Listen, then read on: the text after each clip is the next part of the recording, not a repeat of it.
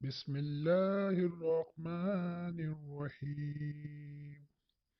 اللهم صل على محمد وعلى آل محمد كما صليت على إبراهيم وعلى آل إبراهيم إنك حميد مجيد.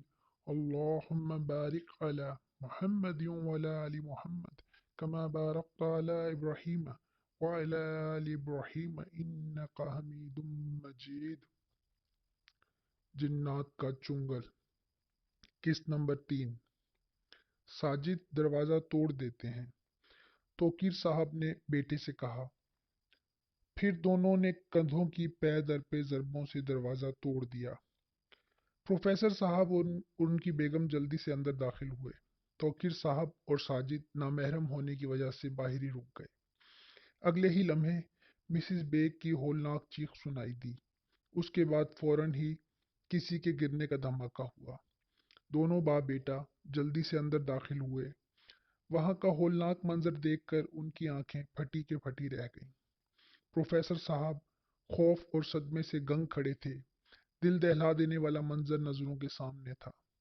خوابگاہ کی دیواروں پر جگہ جگہ خون کی چھینٹیں اور گوشت کے ننھے ننھے لوتھڑے چپکے ہوئے تھے. بیڈ کی چادر خون سے بھری ہوئی تھی اور سامنے ہی دو انسانی ڈھانچے پڑے تھے. یوں لگتا تھا کسی درندے نے دونوں کے جسموں کا سارا گوشت نوچ کر کھا لیا ہو. چہرے پر جگہ جگہ کسی جانور کے نوکیلے پنجوں کے نشانات تھے. آنکھوں سے خون اور مواد بہہ کر چہرے پر جم چکا تھا. نمرا کی لاش، بلکہ ڈھانچہ کہنا ٹھیک ہوگا، جنید کے ڈھانچے کے بالکل قریب پڑا تھا. اس کی آنکھیں اور زبان باہر نکلی ہوئی تھی. جسم کی بیشتر ہڈیاں نظر آ رہی تھیں. صرف دونوں کے چہرے سلامت تھے. اسی وجہ سے ان کی شناخت ہو سکی. کوئی بھی زیادہ دیر اس منظر کو نہ دیکھ سکا، بلکہ توقیر صاحب کو تو ابکائی آ گئی. وہ جلدی سے کمرے سے باہر بھاگے. مسز بیگ قالین پر بے ہوش پڑی تھی.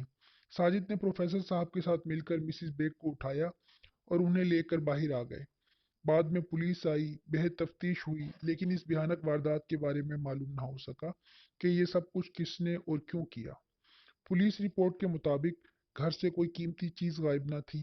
حتیٰ کہ نمرا کے وہ زیورات بھی ڈریسنگ ٹیبل پر پڑے ملے جو وہ گزشتہ رات پارٹی میں پہنے ہوئے تھی.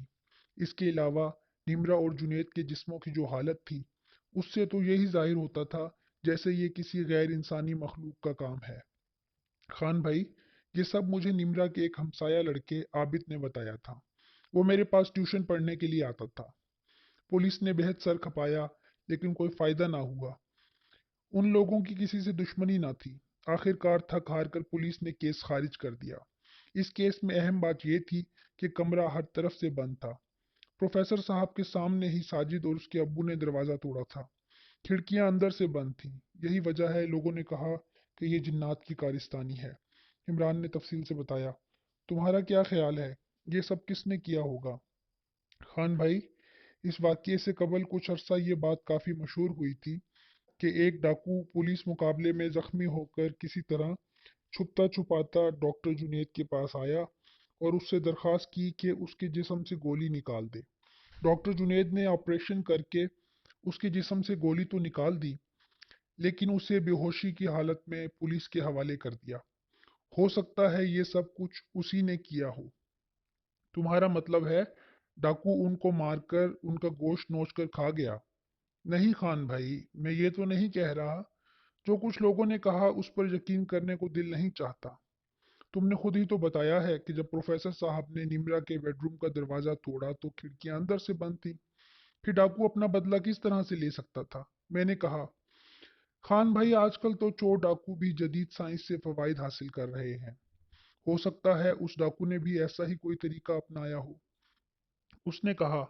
بات کیا تھی، ایک معمہ تھا، لیکن میں نے مزید بحث نہ کی. اب آپ کا کیا خیال ہے؟ عمران نے میری طرف دیکھا. وہی جو پہلے تھا. بنگلہ اگر اچھا اور رہائش کے قابل ہے تو پھر ابھی چل کر پروفیسر صاحب سے بات کر لیتے ہیں. میں نے ہنس کر کہا.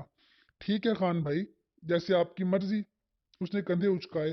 ہم پروفیسر صاحب سے ملے، بنگلہ دیکھا اور کرائے پر حاصل کر لیا.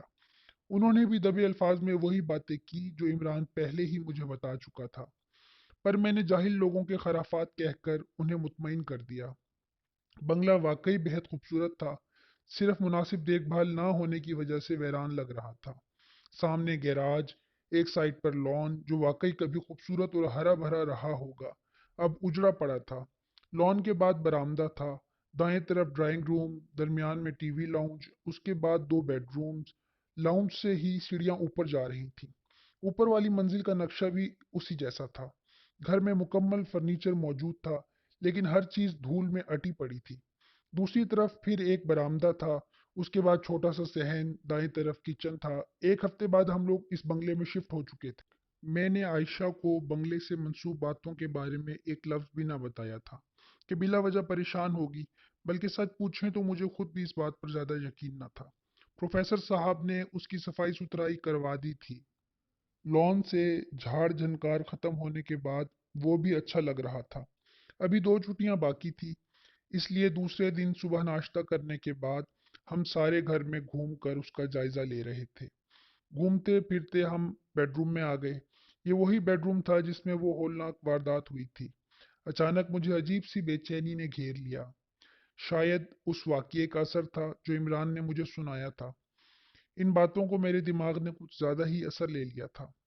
हालांकि मैं एक तालीम याफ्ता और रोशन ख्याल इंसान हूँ, जिन्नात के वजूद को तस्लीम तो करता हूँ क्योंकि उनका जिक्र हमारे कुरान मजीद में मौजूद है, लेकिन ऐसी बातें कि जिन फलां पर आशिक हो गया, घर पर कब्जा कर लिया है, वगैरह वगैरह, इन सब को मैं खराफात से ज़्यादा कुछ नहीं समझता था।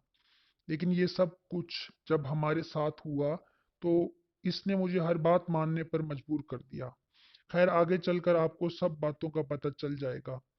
जब हम बेडरूम में दाखिल हुए तो आयशा की खुशी दीदनी थी। बेडरूम वाकई खूबसूरत था। बड़ी बड़ी फ्रेंच विंडोज, बेशकीमत ईरानी कालीन, कीमती फानूस। गर्ज ये कि कमरे की हर चीज बेहद नफीस और खूबसूरत थी। सारा फर्नीचर बेहद कीमती लकड़ी से बना हुआ था। कालीन इतना दबीज और नरम के पाँव उसमें धंस जाते। अटैच बाथ, दरअसल ये दो कमरे थे जिनके दरमियान एक दरवाजा था। एक बड़ा बेडरूम, उसके साथ वाला कमरा जरा छोटा लेकिन वो भी बेहद खूबसूरत फर्नीचर से मुजयन था। इसमें हम दोनों और साथ वाले में बच्चे सोएंगे। आयशा ने फौरन फैसला सुना दिया। अचानक आयत ने एक तरफ देखकर रोना शुरू कर दिया। फिर दौड़ती हुई जल्दी से आयशा की टांगों से लिपट गई। मामा, मुझे उठा लें। वो बार बार कमरे के एक कोने को देखती और रोने लग जाती। आयशा उसके इस तरह अचानक रोने से परेशान हो गई। क्या बात है, क्यों रो रही हो? उसने आयत को उठाते हुए पूछा, लेकिन कुछ बताने के बजाय वो मुसलसल रोए जा रही थी। आयशा ने उसका सर अपने कंधे से लगा लिया। वो माँ के कंधे से लगकर सिसकियां लेने लगी। थोड़ी देर बाद वो चुप कर गई तो आयशा ने उसे नीचे उतार दिया। वो खेलने लगी। आयशा और मैं सामान की तरतीब के बारे में बातें करने लगे। उसे बागबानी का बेहद शौक था। कहने लगी, आप मुझे किसी माली का इंतजाम कर दें और नर्सरी से अच्छे अच्छे पौधे ला दें। मैं लॉन ठीक करवा लूं। सारा दिन हमने घर की सेटिंग में गुजार दिया। नाजिश थोड़ी देर बाद आ गई थी। वो भी हमारे साथ काम करवाती रहीं, साथ साथ अपने मशवरों से भी नवाजती रहीं। दोनों को काम करता छोड़कर मैं मार्केट चला गया। मैं चाहता था महीने भर का राशन भी ले आऊं और खाना भी बाजार से ले आऊं। जब मैं वापस आया तो आयशा सेटिंग से फारिग हो चुकी थी। नाजिश भाभी तो घर चली गई हैं। उनके बच्चों के स्कूल से आने का टाइम हो गया था। आयशा ने मेरे हाथ से शॉपर लेते हुए बताया। खाने और चाय के बाद मैंने आयशा से कहा, मैं बैंक का एक चक्कर लगाऊं, जल्दी आ जाइएगा। आयशा ने कहा। मैं सर हिलाकर निकल आया। मौसम अच्छा था, इसलिए मैं पैदल ही चल पड़ा। बैंक वहां से कुछ ज्यादा फासले पर ना था। इमरान मुझे देखकर बेहद खुश हुआ और कहने लगा, खान भाई, अभी मैं आपको ही याद कर रहा था। क्यों, खैरियत? मैंने पूछा। आज रात का खाना आप लोग हमारे साथ खाएंगे।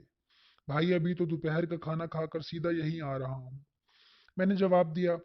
काफी देर तक हम बैंक और यहाँ के कस्टमर्स के बारे में बातें करते रहे। वो यहाँ के लोगों के रवैये और आदात के बारे में मुझे बताता रहा। अगले दिन मैंने बाकायदा ड्यूटी ज्वाइन कर ली।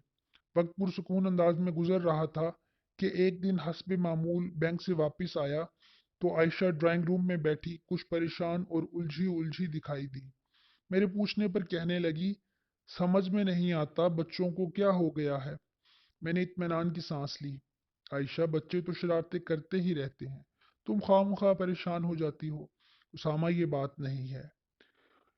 इनकी शरारतें तो मुझे बोरियत से बचाए रखती हैं। फिर क्या बात है? मैंने सवालिया नजरों से देखा। मैं भी कैसी अजीब औरत हूँ। आप थके हुए आए हैं और मैंने चाय तक का नहीं पूछा। ये कहकर वो उठने लगी तो मैंने उसे बाजू से पकड़कर दोबारा सोफे पर बिठाते हुए कहा, नहीं, पहले मुझे बताओ क्या बात है। 2-3 दिन पहले की बात है। दोनों बच्चे बेडरूम में खेल रहे थे। मैं किचन में अपना काम कर रही थी। अचानक आयत के जोर जोर से हंसने की आवाज आई। मैंने दोनों के लिए दूध बनाया और उन्हें देने के लिए गई तो आयत कहने लगी, मामा अभी मैंने नहीं पीना, मैं आंटी के साथ खेल रही हूँ। ये कहकर वो कमरे में एक तरफ देखने लगी। आंटी बॉल मेरी तरफ फेंकें। फिर हैरत से कमरों में चारों तरफ देखा। आंटी, आप कहाँ चली गई हैं? मैंने इधर उधर देखा। कमरे में बच्चों के सिवा कोई नहीं था। आयत हैरान सी मुतलाशी नजरों से चारों तरफ देखकर पुकार रही थी, कहानी अभी जारी है।